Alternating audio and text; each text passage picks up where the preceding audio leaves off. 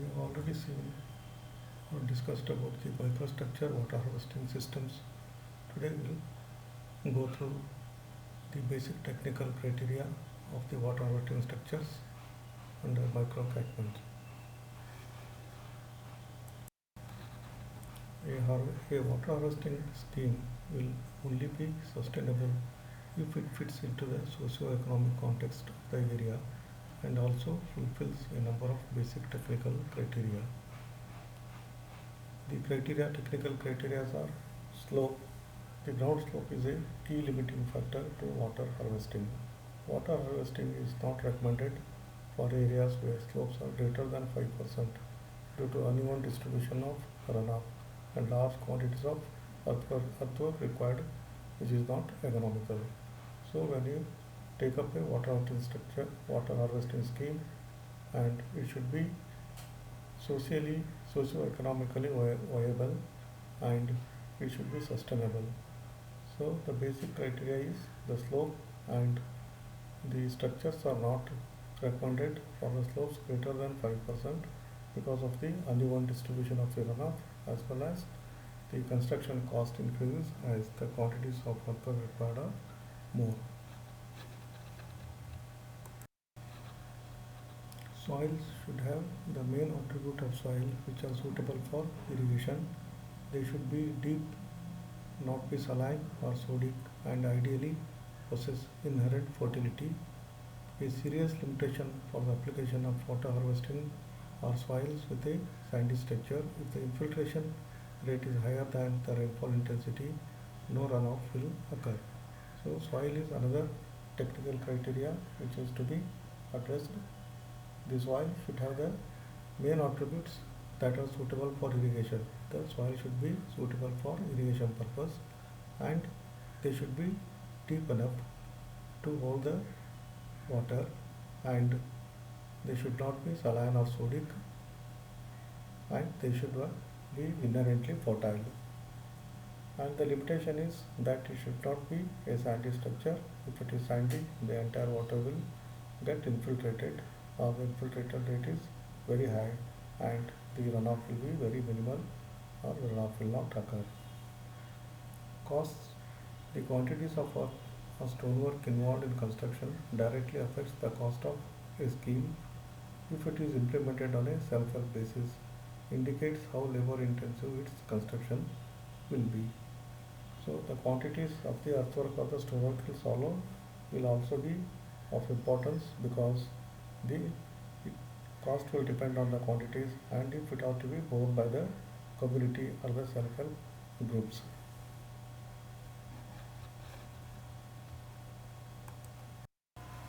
There are many types of micro catchment water harvesting systems. We will go through some of them. There are Nagarium micro catchment system, contour bunds for trees, contour ridges system, and trapezoidal bunds. So Nagarium micro catchment. The technical details are the suitability. Nagarium micro catchments are mainly used for tree growing in arid and semi-arid areas. Rainfall can be as low as 150 mm per annum. Soils should be at least 1.5 meter, but preferably 2 meter deep, in order to ensure adequate root development and storage of water harvested. Slopes from flat up to 5%. Topography need not be even. If uneven, a block of microcatchment should be subdivided. So Nagarium micro catchment water system require rainfall of about 150 mm per annum.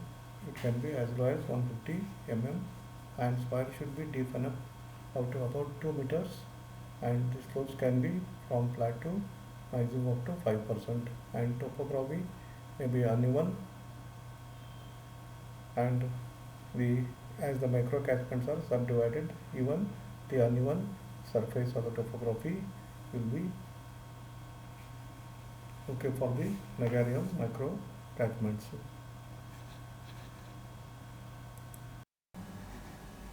Overall configuration. Each micro catchment consists of a catchment area and an infiltration pit or cultivated area. The shape of each unit is normally square, but the appearance from above is a network of diamond shapes with infiltration pits in the lowest corners. The configuration looks like it is a square but looks like a diamond in shape, and it is having a infiltration pit at the lowest corner of the that diamond shape or the square shape. Limitations: while Nagarium microcatchments are well suited for hand construction, they cannot easily be mechanized. Once the trees are planted, it is not possible to operate and cultivate with machines between the tree lines. The limitations of this type of microcatchment harvesting system is that they are hand constructed and cannot be done using the machines, and once the trees are planted, it is not possible to use the agriculture machines or the cultivating machines in between the tree lines. Micro catchment size: the area of each unit is either determined on basis of a calculation of the plant water requirement or more usually an estimate of this. The area of each unit is either determined on the basis of the calculation of the plant water requirement. So the diamond shapes or the square shapes, the area is determined depending on the crop water requirement of that particular plant which is being cultivated there.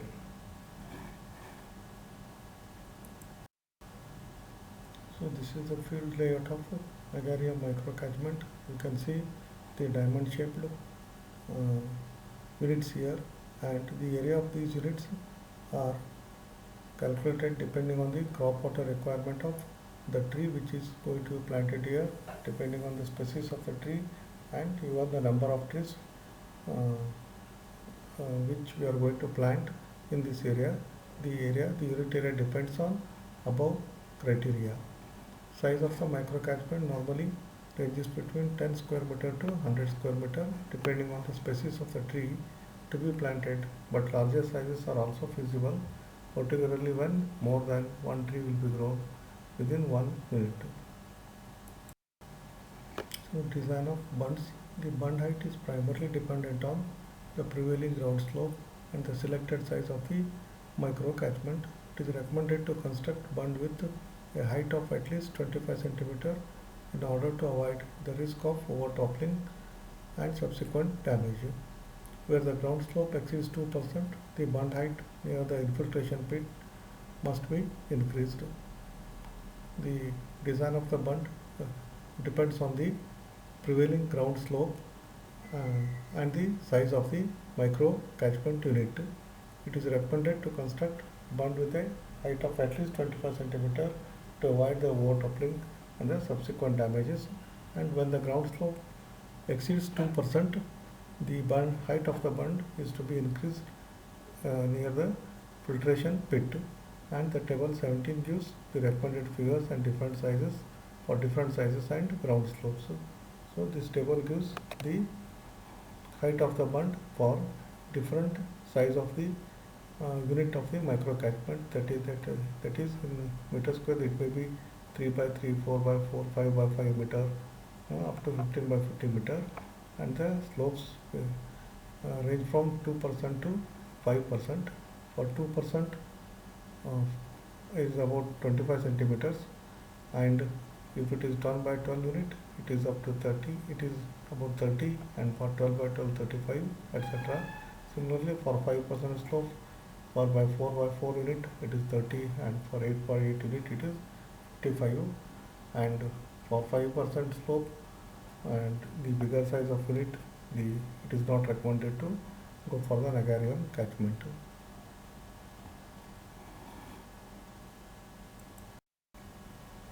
The top of the bund should be at least 25 cm wide, and side slope should be at least in the range of 1:1 in order to reduce soil erosion during rainstorms.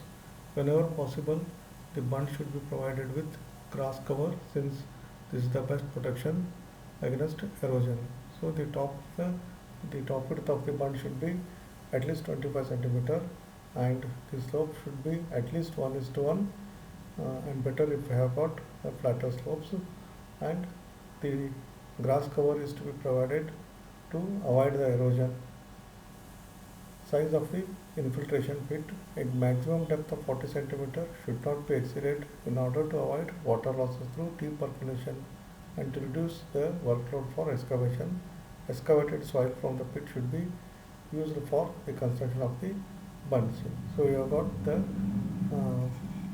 figure of a infiltration pit. The depth of these infiltration pit should not exceed 40 cm because if the pit is deep, then water will be lost through percolation to the groundwater storage, but our interest is to store it in the root zone, hence it should not exceed 40 cm, and the excavated soil from these pits shall be used for the construction of the bunds. This figure shows the layout technique of the Nagaria microcatchment. You can see the distance between A and B. You can find out it from the table depending on the dimensions of the microcatchment. For 3 by 3 it is 4.2 meter. Similarly for 5 by 5 it is 7.7, 7.1. For 10 by 10 it is 14.1. So you can fix the distance between A and B using this table, and also a diversion ditch is provided as shown in the figure to carry out the excess water.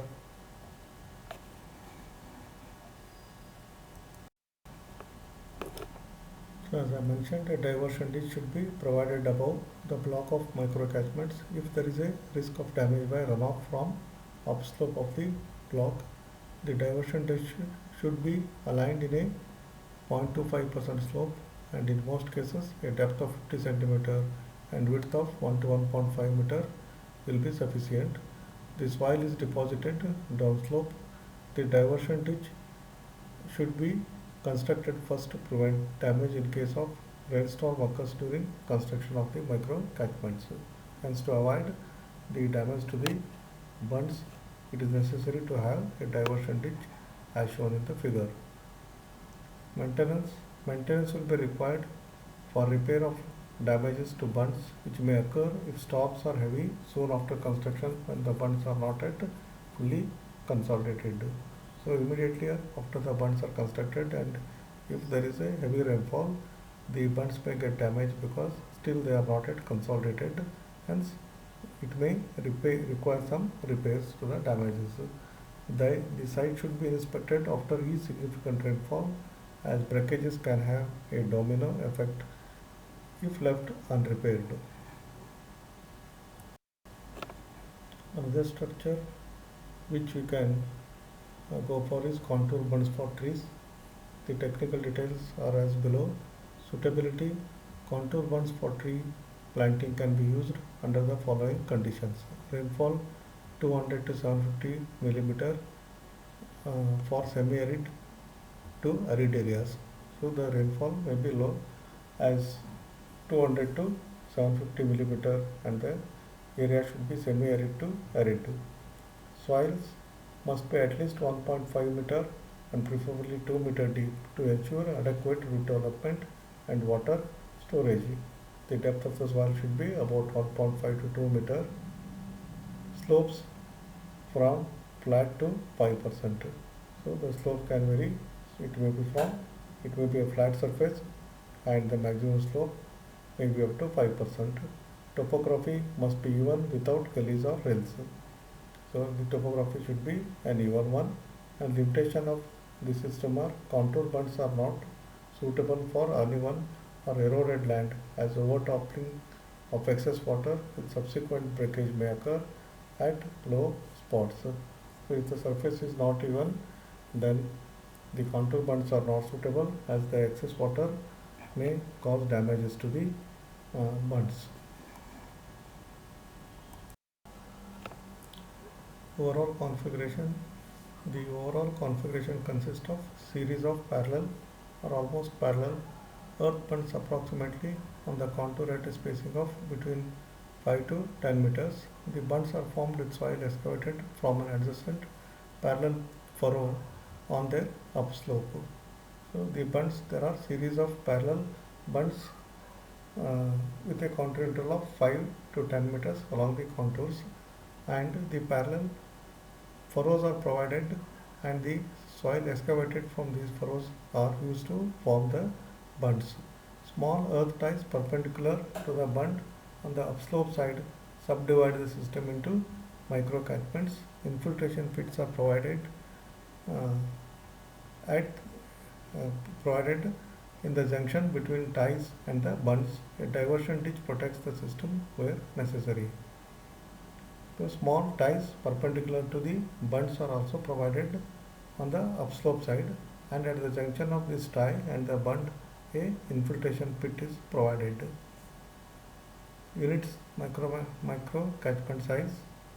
The size of micro catchment per tree is estimated in the same way as for the Negarium micro catchments.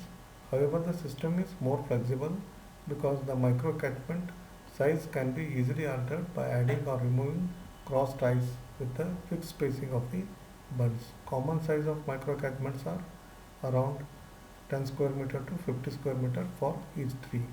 So the unit of the micro catchment is decided similarly as it is decided in the Negarium micro catchments, but here the system is flexible because you can add or remove the tie to increase the area of the catchment, because the bund size, the contour bunds interval is fixed.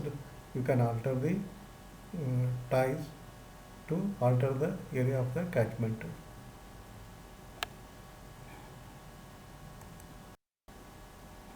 Bund and infiltration pit design. Bund heights vary but are in the order of 20 to 40 centimeter depending on the prevailing slope. The height of the bund vary, but usually they are in the order of 20 to 40 centimeter depending on the slope. As bunds are often made by machine, the actual shape of the bund depends on the type of the machine. For example, if a disc flow or a motor grader is used, it is recommended that the bund height should not be less than 25 centimeter and base width must be at least 75 centimeter. The configuration of the furrow upslope of the bund depends on the method of construction. So depending on the construction method, you can go for the height of the bund. If a disc flow or a motor grader is used, the height should not be less than 25 centimeter with a base width of 75 centimeter, and even the configuration of the furrow upslopes depend on the construction methods. Bund should be spaced at either 5 meter or 10 meter apart. Cross tie should be at least 2 meters long and at a spacing of 2 to 10 meters.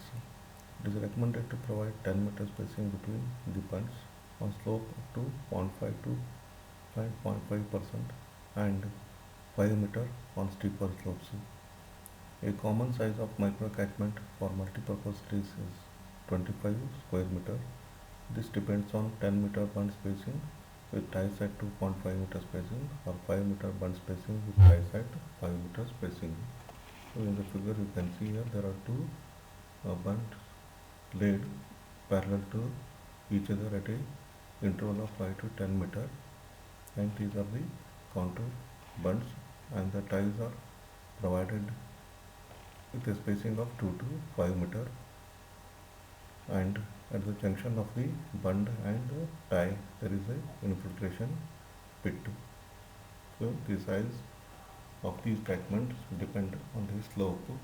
So if it is 5% slope, then the spacing provided is 10 meter, and similarly you can choose the spacing in between the ties which to suit the requirements of that particular micro catchment. Excavated soil from the infiltration pit is used to form the ties. The pit is excavated in the junction of the bund and the cross tie, and the pit size 80 cm by 80 cm with 40 cm deep is usually sufficient. And maintenance, as with Negarium microcatchments, maintenance will in most cases be limited to repair damages to bunds early in the first sessions. Usually at the first monsoon, there is chances that these bunds will get damaged and it is to be repaired immediately. It is essential that any breaches which are unlikely unless the scheme crosses existing drills are repaired immediately and the repaired section compacted. So usually there will not be any chances of the damages only in the places where there are rills. Rills means small streams, and where the bund cross such rills, they are likely to be damaged and they should be repaired immediately and compacted. Damage is frequently caused if animal invade the plot. So there will be animal burrows also in the bund and they are also to be attended. Grass should be allowed to develop on the bunds, thus assisting consolidation with their roots. So grass is allowed to grow on the bunds too, and the purpose is to consolidate the bund with the roots of the grass. Another technique is contour ridge system. The technical details are its suitability. Contour ridges for crop production can be used under the following conditions: rainfall 350 to 750 mm, soils, all soils which are suitable for agriculture. Heavy and compacted soils may be a constraint to construction of the ridge by hand. Slopes from flat up to 5%. Topography must be even area with rills or undulation should be avoided. So the suitability for this system is the rainfall should be between 350 to 750 millimeter and it suits for all the soils. Only thing is if the soils are heavy it may be a bit difficult for the construction of the ridges, and slopes it ranges from flat to 5%. Topography must be even, the area must be even, and the rills and undulation should be avoided. And limitations of this system are contour ridges are limited to areas with relatively high rainfall, as the most of harvested rainfall is comparatively small due to small catchment area. So these are relatively limited to the areas where relatively high rainfall is there, and the harvested runoff is used for developing only the small catchment area.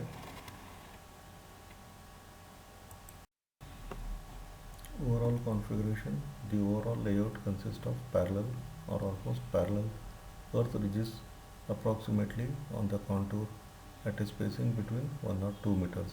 Soil is excavated and placed downslope to form a ridge, and the excavated furrow above the ridge collects the runoff from the catchment strip between ridges.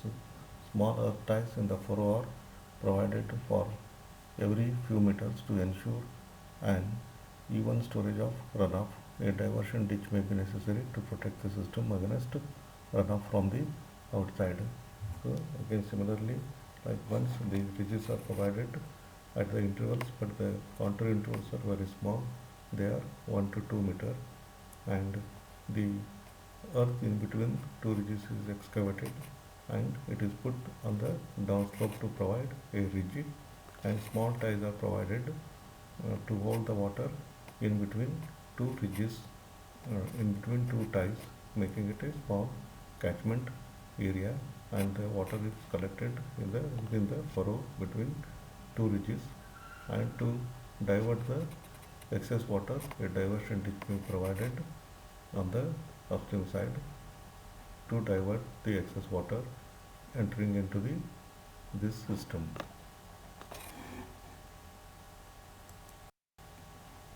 Catchment cultivated area ratio. The cultivated area is not easy to define.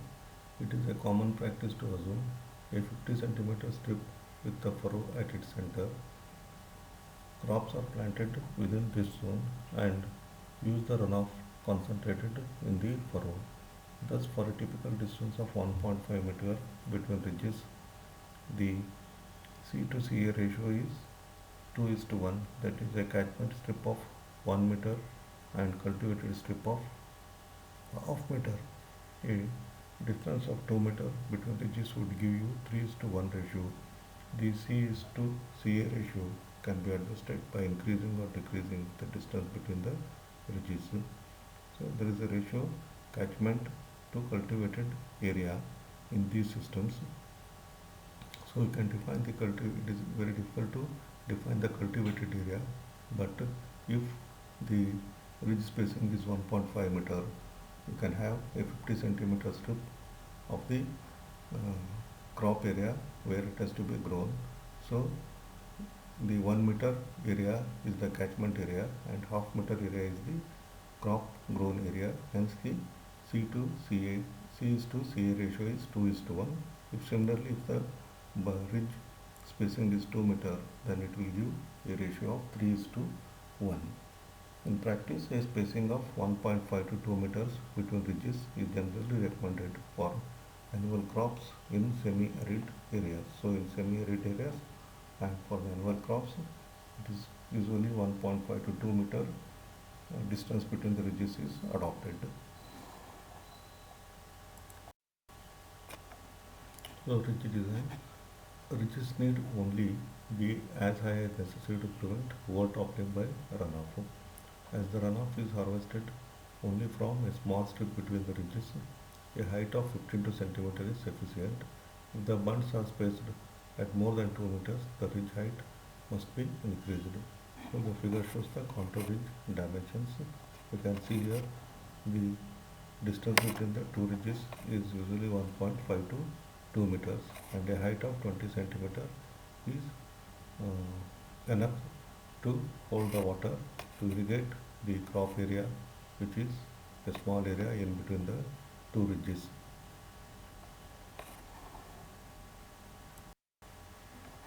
And maintenance of these contour ridges.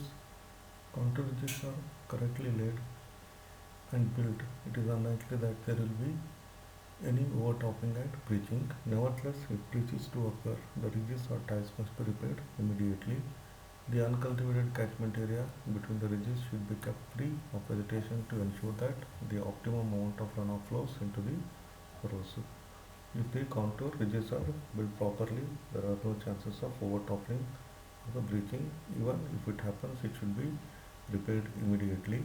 And the uncultivated area, that is the catchment which contributes to the runoff to the furrow, it should be kept free of the vegetation to make sure that maximum runoff occurs to the furrows. At the end of each season, the ridges need to be rebuilt to their original height after 2 or 3 seasons, depending on the fertility status of the soils. It may be necessary to move the ridges downslope by approximately a meter or more, which will result in a fresh supply of nutrients to the plants. So at the end of each season, we should rebuild the ridge heights to its original height, and after 2 or 3 seasons, depending on the fertility status, these ridges can be moved downstream on the downslope approximately by half meter, half to 1 meter, so that a fresh supply of nutrients is available to the plants.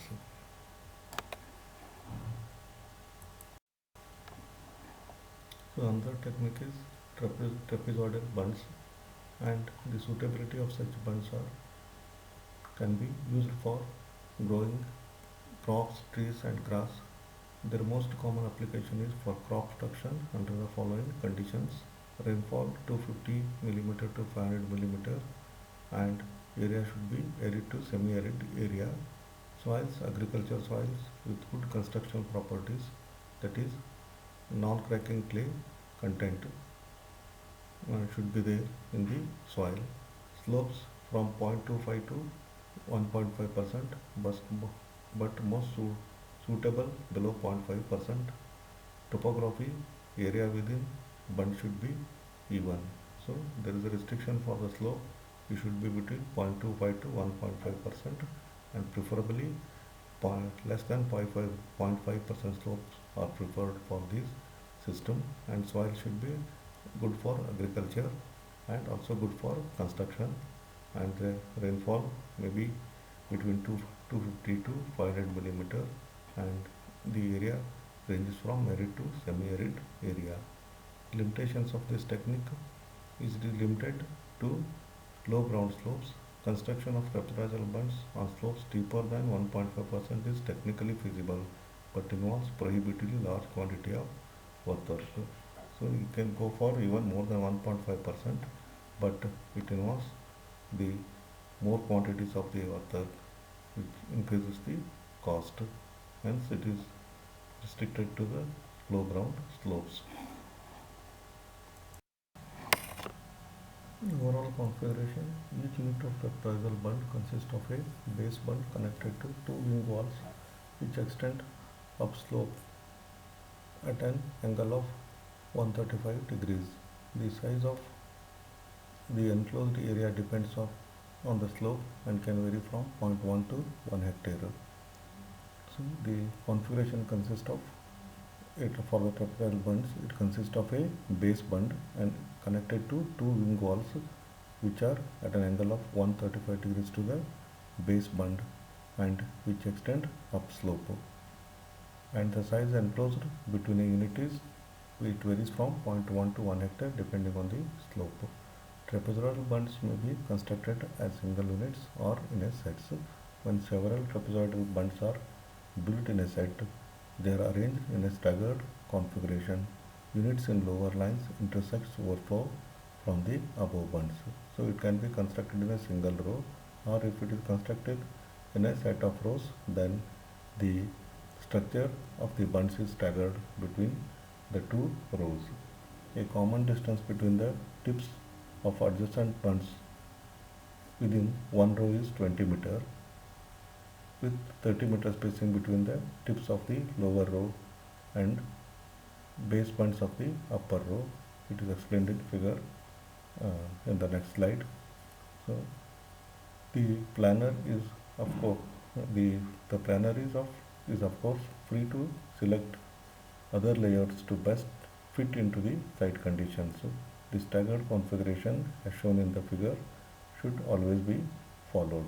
So it is left to the designer to design the sites in different manner to suit best to the conditions of the given catchment. So this figure shows the field layout of the trapezoidal bunds for a 1% ground slope.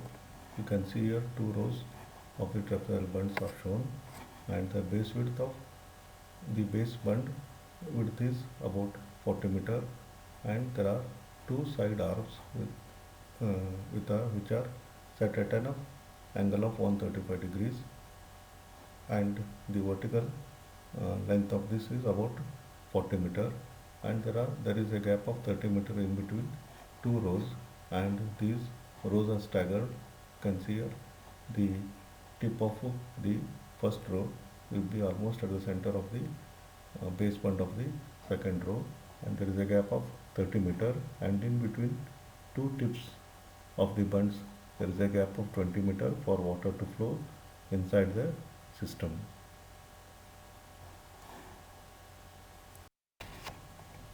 It is not recommended to build more than two rows of trapezoidal bunds, since those in a third or fourth row receive significantly less runoff. Recommended dimensions for 1 unit of trapezoidal bund is given in the following table.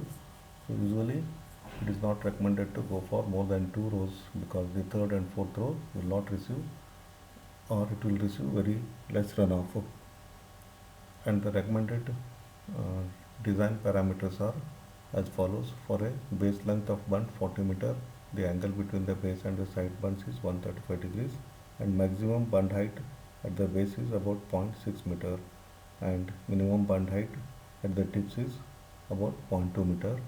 The configuration of the bund is dependent upon the land slope and is determined by the design maximum flooded depth of 40 centimeter at the base bund. Usually the configuration depends on the slope for that specific catchment, and to collect the maximum flood depth of 40 centimeter at the base bund. Consequently, as the gradient becomes steeper, the wing walls extend less for upslope. So if the ground is having a slope more than 0.5%, then the wing walls will have a less length.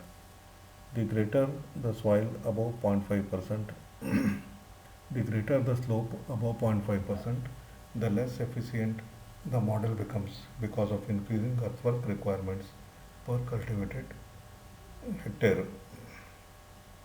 So if the ground slope is more than 5%, then it is not economic to go with the system as the quantities of earthwork will increase per cultivated hectare area.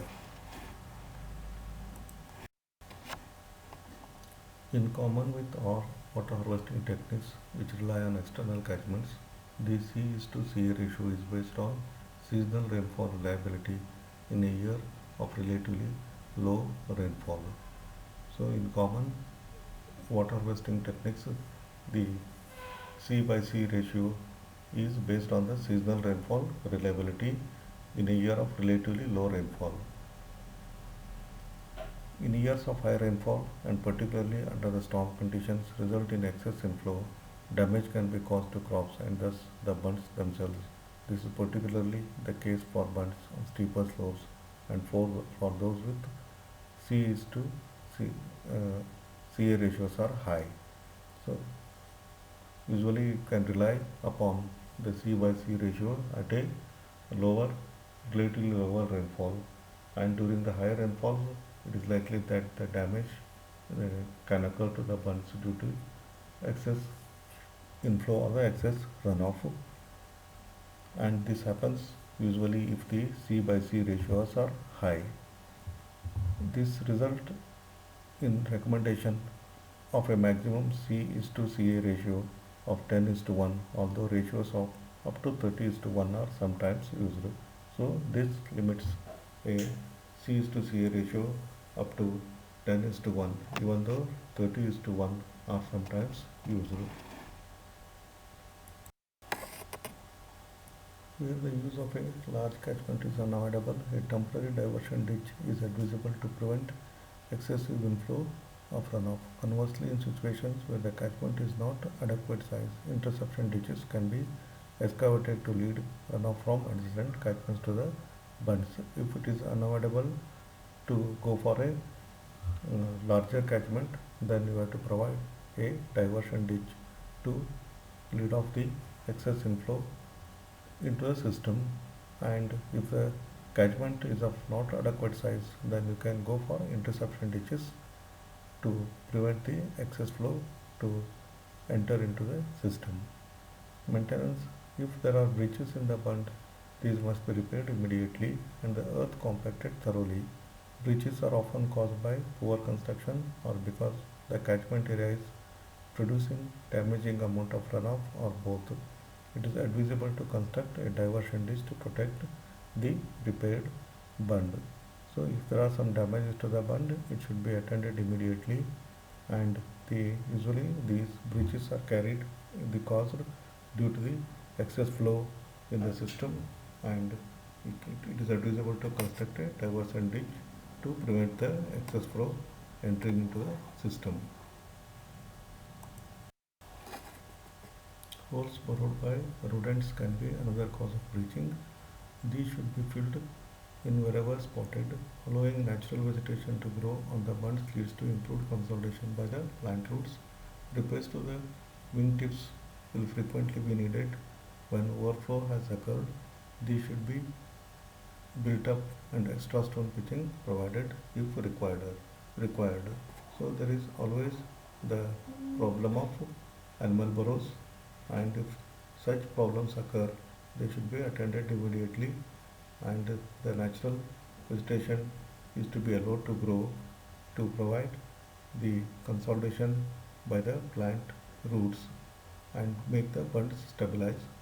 And repairs to the wing tips are to be carried out frequently if there is an overflow occurs, and these should be protected with the stone pitching at the ends or the tips. Okay, thank you.